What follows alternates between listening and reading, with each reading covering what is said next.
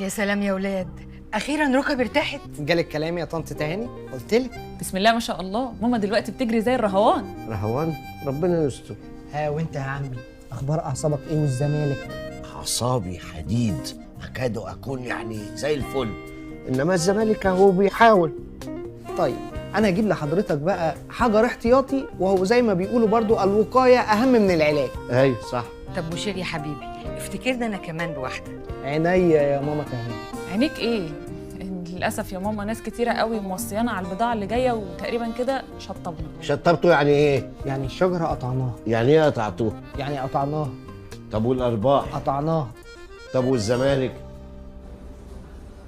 يعني اللي عايز يشتري اهلا وسهلا، توتو على كبوتو. انما بقى حوار ان احنا نكسب بعض ونزرع شجره فنحصد مانجا والكلام ده بح خلاص. يعني ايه؟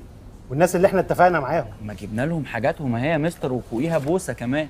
ايوه بس كده الكلام اتغير يا هدهد. ما اتغيرش ولا حاجه، سيستم الشركه كله اتغير واحنا اتغيرنا معاه. لكن ده يبقى نصب وتحوير. لو استمر اقول لك يبقى نصب وتحويل، وتعالوا نروح نعمل محضر في اي اسم.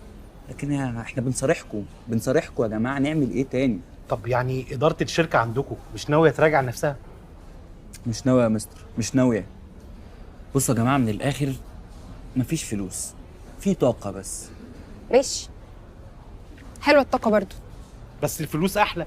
ما هي الانرجي لما تظبط الفلوس هتيجي لوحدها. ما تخليك حلو معانا كده يا مستر. حلو. شفتوا يا جماعه خريجين الجامعات اللي هي بالانجلش دي بيبقى كلامهم حلو ازاي؟ ما تكسفنيش بقى يا هدهد. وانت